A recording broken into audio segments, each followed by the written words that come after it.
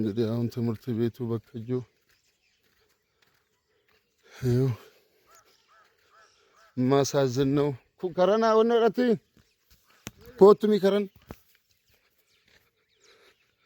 ዮ ከነ ፈካታ በከጆኒ ማን ተማሪ በከጆ ከነማ መረሩ ማን በርሞታ ኩታ መቃ ኩናማ ኩታ ክፍሊ ከስድስት ከሰባት ነው ከንጅሩ ኩታ ጃአማ ቶርባት ያስ በጠቅላላን አኩ መጅሩት አማ ሰዴት እንጀራ ከአንድ እስከ 8 ነው እንግዲህ ተማሪዎች የሚማሩት። ያው እንግዲህ ፈጣሪ በማያሳያችሁ ይሄ አሁን በጣም ቤት ነው፣ ትምህርት ቤት ነው፣ በረት ነው የምትሉት እና መረዳት ያለበት ትምህርት ቤት ነው። ይኸው እንግዲህ ተማሪ አሁን እዚህ ውስጥ ሆኖ ነው የሚማረው። ይሄ ቤት አሁን ትምህርት ቤት ነው የሚመስለው።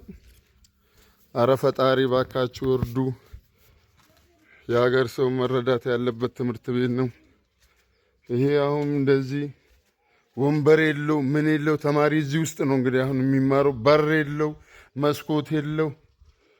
ስለዚህ መረዳት ያለበት ትምህርት ቤት ነው እና እንዲረዳ ባካችሁ ሁሉ ሰው የምታዩ ሰው ጓደኞቻችንም የሀገር ሰውም በጠቅላላ ይኸው እንግዲህ ይሄ በር የለውም ምን የለውም። መስኮቱ ይኸው አንዳንድ በር ነው ያለው።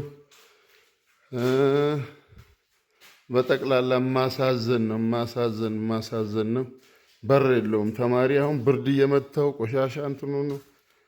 በጠቅላላ መረዳት ያለበት እንዳለ ህዝቡ ራሱ ትምህርት ቢሮ ራሱ መረዳት በከጆ ትምህርት ቤት ያልተረዳ ብዙ ተማሪዎች አሉ። የከተማው አሁን ልጆቹ ከዚህ ወጥቶ ከተማ ሲገቡ እንዳለ ይበላሻሉ። ሌላ ህይወት ውስጥ ይገባል። ስለዚህ ባካችሁ የምታዩ በጠቅላላ እርዱ። መርዳት በጣም ቆንጆ ነው። ይሄ መስኮት የለው እንግዲህ ይሁት አሁን ተማሪ እዚህ ውስጥ ቁጭ ብሎ ነው የሚማረው። የት መሄጃ አለው? ህዝቡ ደግሞ ገበሬ ነው፣ ምንም ሳንቲም የለውም። ከተማ ቤት ተከራይቶ ማስቀመጥና ማስተማር አይችልም። ትምህርት ቤቱን ይሄ ይመስላል እንግዲህ። በጣም ማሳዝን። እኔ የተወለድኩበት ሀገር ነው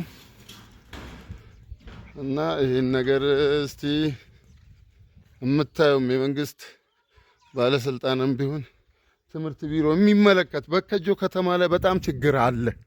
የትምህርት ብዙ ተማሪ አለ፣ ግን የሚቀመጡት ይኸው እንግዲህ መስኮት የለው መቀመጫ የለው። ቤቱ እንዲህ የፈራረሰ ነው። ስለዚህ ባካችሁ እርዱ። መረዳት ያለበት ትምህርት ቤት ነው። ልጆቹ ከተማ ከገቡ በኋላ ወደ ሌላ ህይወት ውስጥ ነው የሚገቡት። ሴቶቹ እየተበላሹ ሌላ ነገር እየሆኑ ነው። ስለዚህ ይኸው እንግዲህ አሁን እዚህ ገጠር ውስጥ እንደዚህ ምንም በር ያለለው በጣም ማሳዝን ነው። በቃ ማሳዝን ህይወት ነው። አረ ባካችሁ እንዲረዳ። እኛ የምንፈልገው ሌላ አይደለም፣ ወይ ፎቅ ምናምን አይደለም። እንደዚሁም ቤቱ አሻሽሎ በብሎኬት ተሰርቶ እዛ ጠገ ትልቅ ቦታ ሜዳ አለ። ይሄ አሁን በር የለው መስኮት የለው። ይኸው በሩ ተገንጥሎ እንደዚህ ነው። ብርድ እየመታቸው አዋራ ነው። የሚጠቀሙት ነገር የለም። አስተማሪዎቹ እግዚአብሔር ይስጣቸው በእንደዚህ ይኸው ልጆቹን እየተንከባከቡ ነው። ስለዚህ ባካችሁ እንደው ይሄ ጭቃ ቤት ነው፣ ምስጥ አለ፣ መሬቱ እንዳለ እንትን የሆነ ነው። ስለዚህ በከጆ ትምህርት ቤት መረዳት ያለበት ትምህርት ቤት ነው። ከረዳን ሁላችንም የአቅማችንን ከረዳን መሰራት ይችላል፣ ማደስ እንችላለን። ሌላ ምን የተወሰነ 1-4 ክፍል ቢሰራ ልጆች ሌላ አሁን ከተማ ሄዶ መማር የማይችሉ አለ።